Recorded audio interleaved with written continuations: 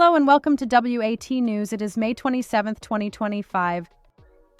Your daily AI-powered roundup of today's most relevant headlines, faster, smarter, and always on point. In cybersecurity news, recent cybersecurity investigations have uncovered that a Russian-linked Advanced Persistent Threat (APT) group, known as Turla or Venomous Bear, exploited a zero-day vulnerability in the Turkish messaging application BIP. This exploit was utilized to distribute malware aimed at surveilling Iraqi Kurdish political groups.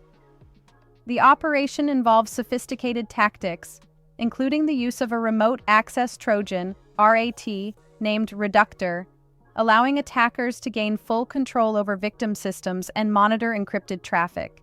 Researchers from Cisco Talos identified the group's activities and are continuing their investigation into the extent of the data compromised. This incident highlights the growing concerns over cyber espionage and its implications for regional political dynamics. As cybersecurity threats grow increasingly complex, the European Union is leading efforts to bolster digital resilience through a comprehensive and centralized regulatory approach.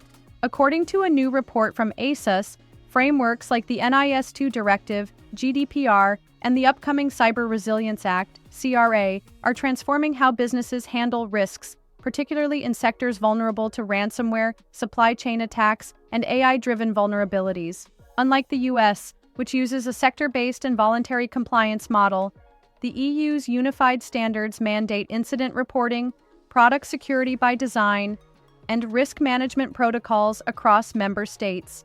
While these measures promote stronger consumer protection and regulatory clarity, the report notes that businesses, especially those outside the EU, face hurdles in compliance due to overlapping laws, enforcement disparities, and high implementation costs. ASUS underscores that, although these challenges exist, the long-term benefit lies in fostering trust, standardizing security, and encouraging innovation through clear compliance pathways. As new AI and IoT regulations emerge, companies will need to prioritize secure-by-design strategies and transparent risk documentation to meet evolving EU expectations. A 23-year-old Scottish man, Tyler Robert Buchanan, alleged to be a key member of the notorious Scattered Spider hacking group, has been extradited from Spain to the United States to face multiple cybercrime charges. U.S. prosecutors accused Buchanan of orchestrating extensive SMS-based phishing and SIM-swapping attacks that targeted at least 45 companies globally, including high-profile breaches at Twilio, MailChimp, and LastPass in 2022.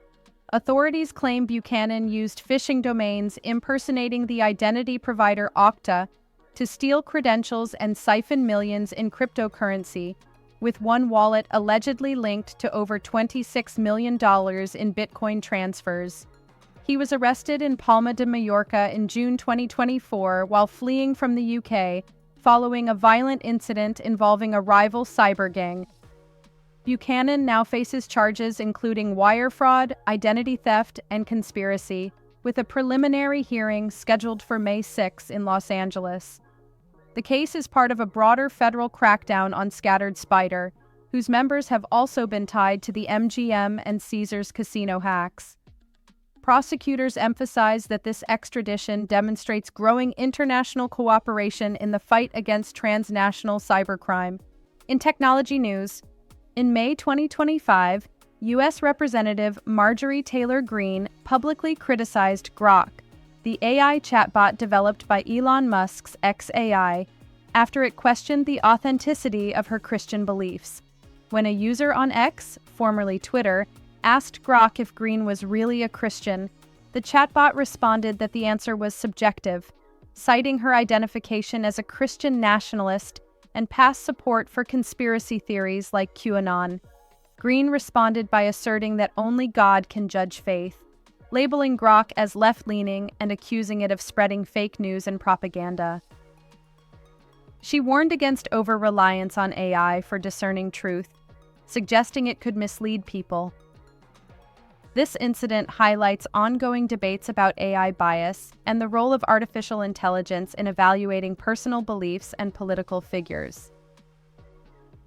Netflix has officially announced that the third and final season of its global hit series, Squid Game, will premiere on June 27, 2025.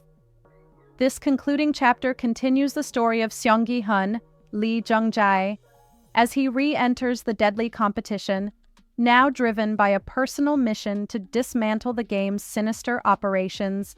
Creator Hwang Dong-hyuk has indicated that Season 3 will delve deeper into the darkest aspects of human nature, introducing more psychologically intense and physically demanding challenges.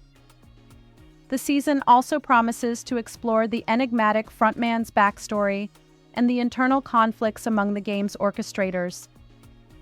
With the release of a new teaser and promotional materials, anticipation is building for what is expected to be a gripping and thought-provoking finale to the series.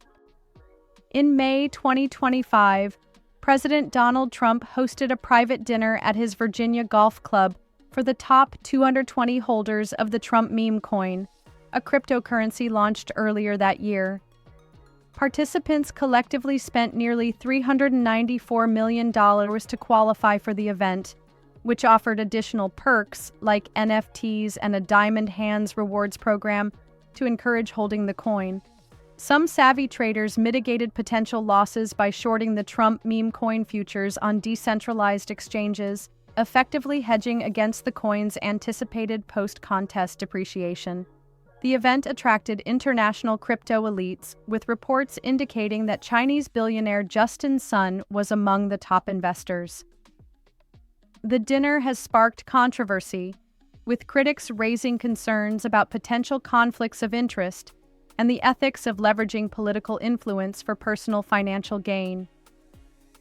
Despite the backlash, the event underscores the growing intersection of politics and cryptocurrency.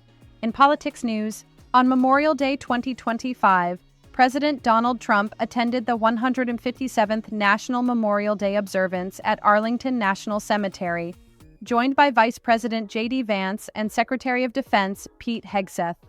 During the solemn ceremony, he laid a wreath at the tomb of the unknown soldier and delivered a speech honoring the sacrifices of fallen U.S. service members, affirming that the Republic endures thanks to their courage. While focused on remembrance, the president also addressed political themes, criticizing the prior administration and reaffirming his commitment to national restoration. He referenced future milestones, including the 250th anniversary of the United States, the 2026 World Cup, and the 2028 Olympics, signaling a forward-looking vision under his leadership. Earlier that day, Trump drew attention with a controversial Truth Social post targeting the former administration and judiciary over immigration issues.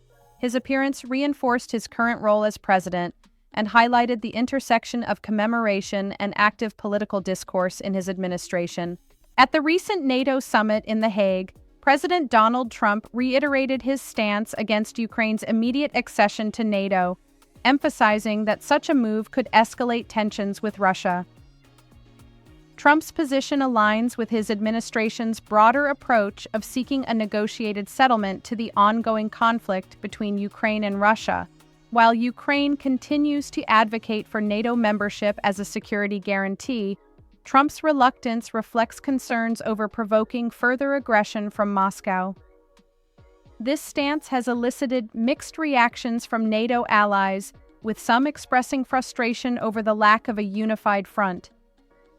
Despite these challenges, discussions at the summit underscored the alliance's commitment to supporting Ukraine through other means, including increased defense spending and military aid, while navigating the complex geopolitical landscape. Electric vehicles, EVs, have a rich history dating back to the 19th century, with early models like the 1909 Baker Electric Coupe showcasing impressive capabilities for their time. Despite their initial popularity, factors such as limited range, slower speeds, and the rise of internal combustion engines led to a decline in EV use by the mid-20th century. The late 20th and early 21st centuries saw a resurgence in interest, driven by environmental concerns and advancements in battery technology. Companies like Tesla have played a pivotal role in redefining the EV market, offering vehicles that combine performance with sustainability. Government incentives and regulations have further spurred adoption, though recent policy shifts, including the proposed elimination of federal EV tax credits and the introduction of new fees, may impact future growth. Nonetheless, the global push towards cleaner energy sources suggests that EVs will continue to play a significant role in the transportation landscape. Now, let's head over to Jessica in the newsroom for the rest of today's headlines. Jessica, what do you have for us today? Thanks, Jen. We have a lot of top stories, so let's get right into it. In business news, Redbird Capital Partners, a US-based investment firm, has agreed to acquire the Telegraph Media Group, including the Daily Telegraph and the Sunday Telegraph, in a £500 million deal, concluding a protracted 2-year sale process. The acquisition follows the withdrawal of a previous bid by Redbird IMI, a joint venture with Abu Dhabi's International Media Investments, which faced UK government opposition due to concerns over foreign state ownership of national media outlets. Under the new agreement, Redbird will hold a controlling stake, while IMI is expected to participate as a minority investor, capped at a 15% ownership share in compliance with recent UK legislation limiting foreign state investment in media. Redbird plans to invest in the Telegraph's digital operations, expand its international presence, particularly in the US, and enhance its use of artificial intelligence tools to grow its subscriber base.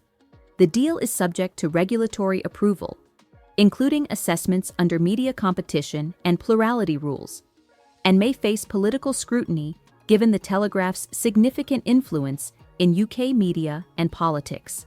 A recent report by the Trussell Trust highlights a significant increase in food bank usage in Northern Ireland, with over 77,000 emergency food parcels distributed in the past year, a 71% rise compared to 5 years ago.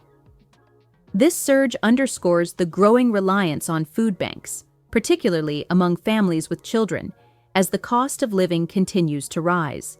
Deirdre, a single mother from West Belfast, shared her experience of turning to food banks after losing her professional job, describing the support as a lifeline during a period of hardship.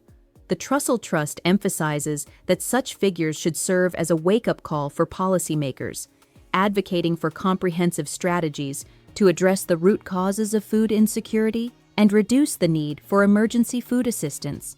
In a recent interview with Forbes, cinematographer Gregory Middleton discussed his visual approach to Netflix's limited series Sirens, emphasizing the deliberate use of light and shadow to mirror the show's themes of power, class, and identity. Middleton employed a chiaroscuro lighting technique, creating stark contrasts between illumination and darkness to reflect the characters' internal conflicts and the dualities present in their lives. This method was particularly effective in highlighting the tension between the opulent settings and the underlying emotional turmoil of the characters. By manipulating lighting ratios and utilizing natural light sources, Middleton crafted a visual narrative that complemented the series' exploration of complex social dynamics and personal struggles. His work on Sirens demonstrates how cinematography can serve as a powerful storytelling tool, enhancing the audience's connection to the characters and the overarching narrative.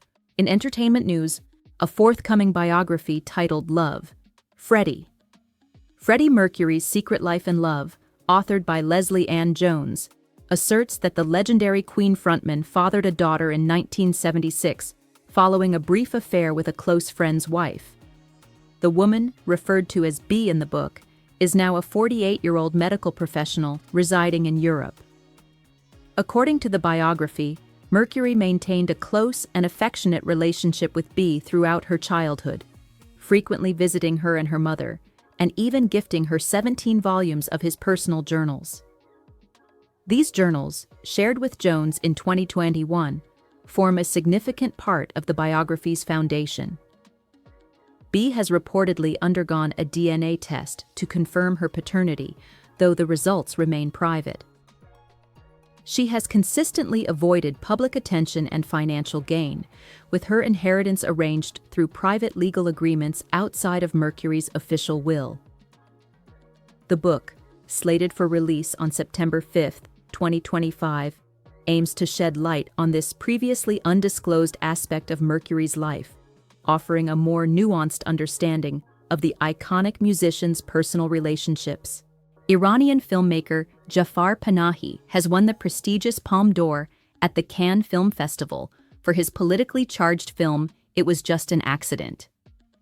This marks his first appearance at an international festival in 15 years, following years of imprisonment and a travel ban imposed by Iranian authorities. The film, shot in secret and inspired by Panahi's own experiences in prison, tells the story of 5 Iranians confronting a man they believe tortured them. Panahi used the Cannes stage to deliver a powerful message calling for unity and freedom in Iran, declaring that no one should dictate personal freedoms. His acceptance speech and the film's bold critique of oppression drew widespread applause. Critics have praised the movie as a masterful blend of dark humor and political resistance, with Variety describing Panahi as having evolved from understated humanist to open critic of the Iranian regime. Despite his international acclaim, the film may not qualify for an Oscar due to Iran's ongoing ban on his work. Finn Wolfhard, celebrated for his portrayal of Mike Wheeler in the acclaimed Netflix series Stranger Things, recently unveiled a significant hair transformation. The actor, known for his distinctive long, shaggy hairstyle, has now adopted a dramatically shorter, buzzed haircut. This change was showcased in a monochrome image shared on his Instagram profile. However, Wolfhard did not provide any explanation for his fresh look, sparking speculation among fans about whether it's for a forthcoming role or a personal preference. Since his debut in Stranger Things in 2016, the 19-year-old's unique hairstyle has become a signature characteristic. His latest look has certainly stirred conversation among his 20 million Instagram followers. In world news, Germany, renowned as the world's third-largest exporter, is at a critical juncture as its export-reliant economic model seems to be faltering. The nation's economic growth is currently at its slowest since the global financial crisis, with the manufacturing sector witnessing a significant downturn. The German economic model, which is primarily based on producing goods such as automobiles and industrial equipment for export, is under mounting pressure due to shifts in the global economy. The US-China trade war, uncertainties surrounding Brexit, and changes in automotive technology and consumer preferences are among the factors impacting the German export market. Some economists recommend that Germany should consider shifting its economic focus from export-driven manufacturing to domestic demand and services. However, such a transition could pose challenges, given Germany's deeply rooted export culture and the potential political implications of such a shift. King Charles III's recent visit to Canada carries deep symbolic and political significance as he prepares to open Parliament in Ottawa, an act last performed by Queen Elizabeth II in 1957. This historic gesture is intended to reaffirm Canada's ties to the British monarchy during a pivotal political moment. For Prime Minister Mark Carney, who is navigating increased tensions with the United States, the King's presence offers an opportunity to bolster national unity and reinforce Canadian sovereignty. The visit is being framed as more than ceremonial. It underscores Canada's independent parliamentary tradition and enduring connection to the Commonwealth. The traditional Romanian blouse, known as the IE, has recently become a focal point in Romania's political and cultural discourse. Historically celebrated for its intricate embroidery and cultural significance, the IE has been embraced by nationalist politicians as a symbol of national identity and pride. This appropriation has sparked debates among Romanians, with some viewing it as a unifying emblem of heritage, while others criticize it as an exclusionary tool that overlooks the blouse's broader cultural context. The IE's prominence extends beyond Romania's borders. In 2022, a specific style of the blouse featuring shoulder embroidery, known as altiță, was recognized by UNESCO as an element of intangible cultural heritage. Additionally, the blouse has influenced international fashion, inspiring designers like Henri Matisse and Yves Saint Laurent. In 2024, controversy arose when Louis Vuitton's resort collection featured designs resembling the IE, leading Romania's Minister of Culture to request formal acknowledgement of the blouse's influence. This intersection of traditional attire with contemporary politics and global fashion highlights the IE's evolving role as both a cherished cultural artifact and a symbol subject to varied interpretations and uses. That's your full briefing for today from WAT News. Here's a quick recap of today's top stories. President Donald Trump led the 157th National Memorial Day observance at Arlington National Cemetery, honoring fallen service members while also delivering pointed political remarks. At the NATO summit in The Hague, he reiterated opposition to Ukraine's immediate NATO membership, citing risks of escalation with Russia. Elsewhere, the legacy and future of electric vehicles were explored in a detailed industry retrospective. In cybersecurity, the Russian-linked APT group Turla exploited a zero-day flaw in Turkey's BIP app to surveil Kurdish political groups, while EU regulators push ahead with harmonized cybersecurity laws like the NIS2 Directive and Cyber Resilience Act. Separately, alleged scattered spider hacker Tyler Robert Buchanan was extradited to the U.S., facing federal charges tied to major breaches at Twilio, MailChimp, and others. King Charles III's symbolic visit to Canada to open Parliament underscores the monarchy's enduring role in the Commonwealth, as Prime Minister Mark Carney navigates tense U.S.-Canada relations. In global economics, Germany confronts slowing exports and considers a pivot toward domestic service growth amid shifting trade dynamics. If you found this briefing helpful, be sure to like, subscribe, and tap the bell so you never miss a headline. Until next time, stay sharp, stay safe, and stay curious.